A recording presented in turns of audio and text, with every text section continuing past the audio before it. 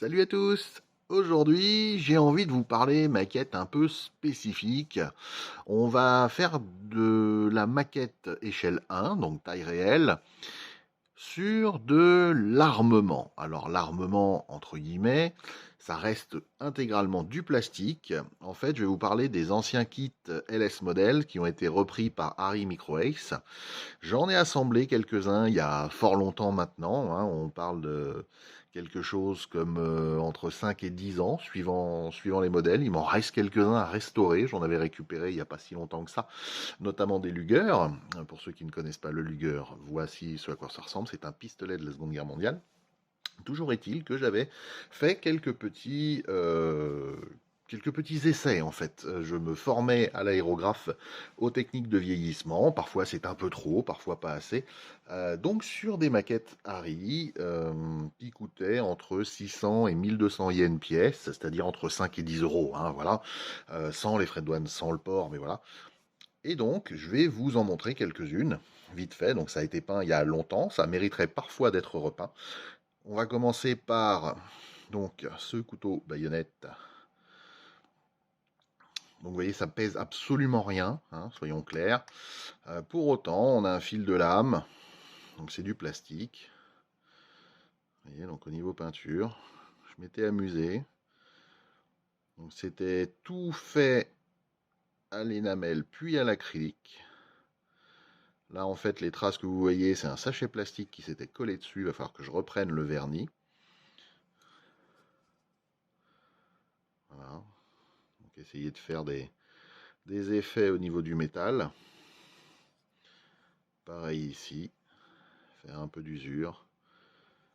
Et pareil au niveau du manche. Voilà.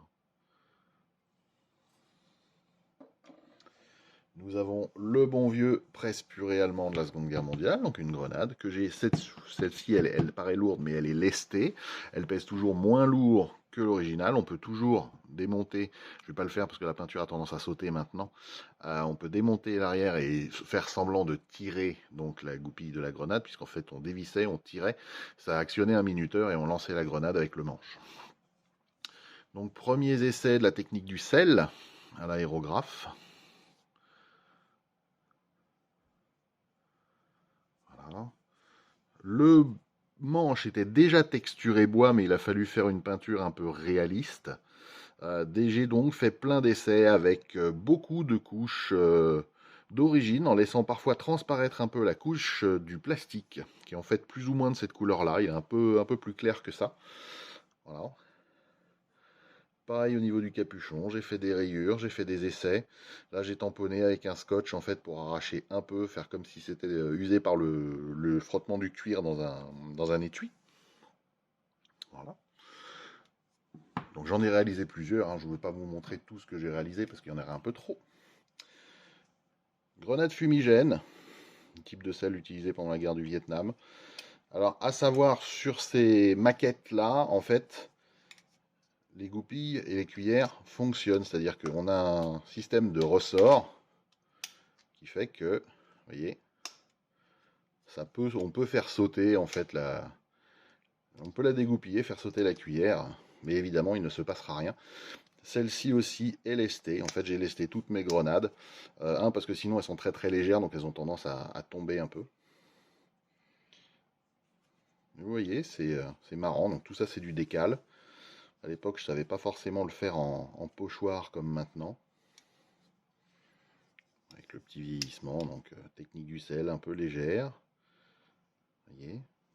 Je trouve ça assez réaliste, mais voilà. Ce n'est que mon avis. La fameuse Mark II américaine. Pareil, hein, la cuillère peut sauter. Vous voyez. Un peu usée. Elle a un peu traîné. Voilà, les peintures étaient faites au pinceau, hein, elles n'étaient pas faites d'usine au pochoir. Donc c'est normal que ça soit irrégulier. J'ai fait exprès. Voilà.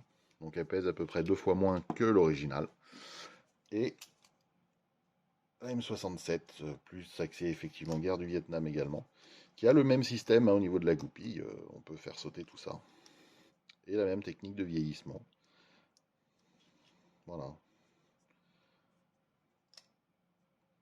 Donc voilà, ce sont des peintures qui sont sur les grenades, toutes réalisées à l'énamel. Voilà. Énamel, aérographe, c'était lors de mes débuts à l'aérographe, je vous en ai déjà parlé quand je vous ai montré ce que j'avais fait sur le Galaga, en vous présentant un kit vierge, je vous mets le lien par ici. Et j'espère en tout cas que ça vous aura intéressé. N'hésitez pas à me mettre des commentaires et à vous abonner. Il y aura d'autres petites choses à voir, même en échelle 1 et dans tous les cas sur du militaria. Moi, je vous dis à très très bientôt sur la chaîne. Ciao, ciao!